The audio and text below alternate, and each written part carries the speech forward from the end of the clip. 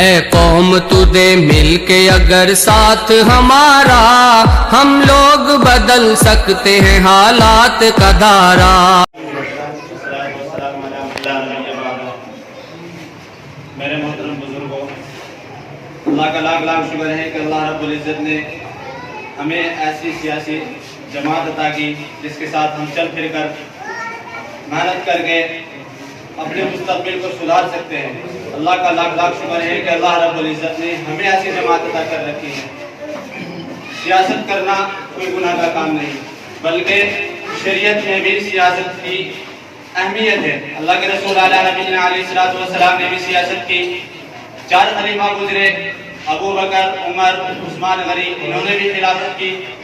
تابعین آئے، انہوں نے بھی خلافت کی۔ اس کے بعد بزرگان دین آئے، انہوں نے بھی سیاست کی۔ کہنے کا مطلب یہ ہے کہ اگر کوئی سیاست کی لائن سے دین کا کام کرنا چاہتا ہے تو اس کے لیے بھی اللہ رب العزت نے راستہ کھول رکھا ہے۔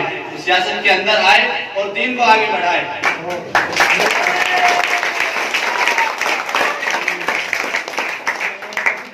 ایسی کوئی بات نہیں کہ سیاست میں ایمان کا کوئی حصہ نہیں، بلکہ سیاست میں ایمان کا حصہ ہے، ایمان میں سیاست کا حصہ ہے۔ اللہ کے فضل و کرم سے اگر کوئی سیاست کرتا ہے تو آپ اس کو برا نہ کہیں، بلکہ سمجھے کہ ہمارے لیے رہبر بن کر ہمارے کام کے لیے آگے بڑھ رہا ہے، آپ اس کا تعاون کریں، اس کے ساتھ چلنے کی کوشش کریں۔ میرے دوستو، آپ حضرات جانتے ہیں کہ ہماری پارٹی آل انڈیا مجلس اتحاد المسلمین اس ڈگر پر ہے، کیا کر رہی ہے، ہمارے ہندوستان کے حالات کیا ہیں، آپ سبھی حضرات کو معلوم ہے ہمارے ساتھ کیا ہو رہا ہے، اور آئندہ کی ہمارے ساتھ ہونے کی کیا جدوجہد ہو رہی ہے، ہمارے ساتھ کیا برتاؤ ہوگا آگے، اللہ بہتر جانتا ہے۔ لیکن ماضی میں پیچھے گزر چکا ہمارے ساتھ وہ کیا ہوا، 70-72 سال ہو گئے اب تک کہ ہم نے آزادی اپنی گردن کٹا کر آزادی لی، لیکن ہمارا اب تک کوئی حصہ نہیں ہے۔ ہم کہیں جا کر یہ نہیں کہہ سکتے کہ ہمیں حصہ دیجیے، کیوں ایسی سرکار آ گئی، بلکہ اس سے پہلے کانگریس سرکار نے بھی ہمیں کچھ نہیں دیا۔ کیا کیا؟ ہم نے کانگریس سرکار کو جیتا کر پارلیمنٹ میں پہنچا دیا، لیکن اس نے بھی ہمارے بچوں کی ہماری کبھی بات نہیں کی۔ آپ حضرات کے سامنے نچوڑ ہے، آپ 70 سالہ نچوڑ دیکھ سکتے ہیں کیا ہے۔ جہاں پہلے تھے، آزادی کے وقت تھے، آج بھی ہم وہی ہیں۔ ہمارے لیے تو اتنا بھی نہیں کہ ہمارے لیے کانگریس پارٹی نے کوئی ایسا سرٹیفکیٹ دے دیا کہ ہم یہ کہہ سکیں کہ یہ ہمارا گھر ہے۔ NRC کا معاملہ آیا تو ہمیں اکیلا تنہا کھڑا کر دیا گیا کہ آپ اپنی تنہا اپنی لڑائی آپ خود لڑے، ہم آپ کے ساتھ نہیں ہیں۔ کہیں بھی کسی بھی جگہ کوئی چاہے مسلمان لیڈر ہو، کسی نے بھی NRC کے تعلق سے ویروध نہیں کیا۔ NRC کا آپ پورا ہندوستان کا اتہاس اٹھا کر دیکھ لیجئے، جب NRC کا معاملہ چل رہا تھا کوئی بھی مسلمان لیڈر کانگریس کا ہو، سماجوادی کا ہو یا بہوجن سماج کا ہو، کوئی بھی ہو، کوئی بھی مسلمان لیڈر پارٹی کے لیول پر آ کر سڑک پر نہیں آیا کہ میں مسلمان کے ساتھ ہوں، مسلمانوں نے مجھے جتایا ہے، میں قوم کا رہبر بن کر قوم کے لیے NRC کے خلاف احتجاج درج کراؤں۔ کوئی نہیں آیا۔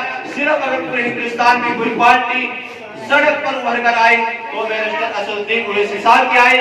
NRC کے تعلق سے 545 کے ایوان میں اکیلا شیر دھاڑتا ہوا، شور مچاتا ہوا، وہاں بولتا ہوا بل کو پھاڑ دیتا ہے اور کہتا ہے میں اس بل کو کبھی قبول نہیں کروں گا، اور آج تک بھی اس نے یہ بل قبول نہیں کیا۔ اس کے بعد آگے بڑھیے، بابری مسجد کا معاملہ آتا ہے۔ بابری مسجد پر کس نے بولا؟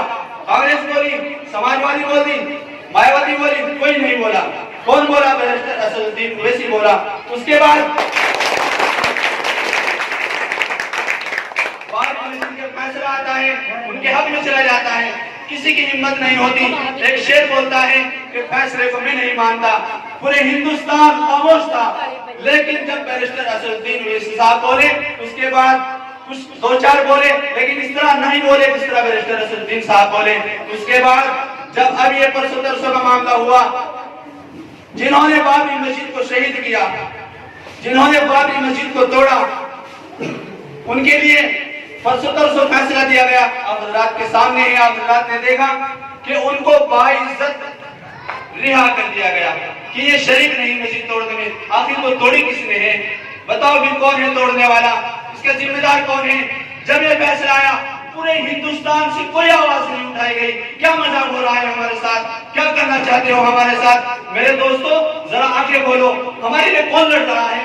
आप नहीं समझेंगे तो कौन समझेगा? क्या गैर मुस्लिम हमारी हिफाजत करेंगे? क्या गैर मुस्लिम हमारी मस्जिदों को बचाएंगे? कभी नहीं हो सकता। अपनी हिफाजत अपने आप करनी पड़ती है। कभी दूसरा अपनी हिफाजत के लिए नहीं होता, दूसरा अपने मफाद के लिए होता है। अगर कोई अपनी कौम की सोचता है तो अपना ही सोचता है। बैरिस्टर साहब ने परसों फिर वही ऐलान किया जो कि उनका अंदाज है। उन्होंने कहा कि मैं इस फैसले को नहीं मानता। उन्होंने कहा कि हमारे साथ नाइंसाफी हो रही है। क्या जादूगर उसको तोड़कर चले गए मस्जिद को? कि कोई बाबरी मस्जिद को तोड़ने वाला नहीं है। क्या हमारे साथ मजाक हो रहा है? मेरे दोस्तों आप जरा सोचो कि हमारे साथ क्या हो रहा है और हमें किसका साथ देना चाहिए। मेरे दोस्तों बस यही मुख्तसर सी बात में कहकर डॉक्टर नईर साहब का शुक्रिया अदा करता हूँ कि इन्होंने हमारे लिए मौका इनायत फरमाया, इतनी दूर से चलकर यहाँ आए।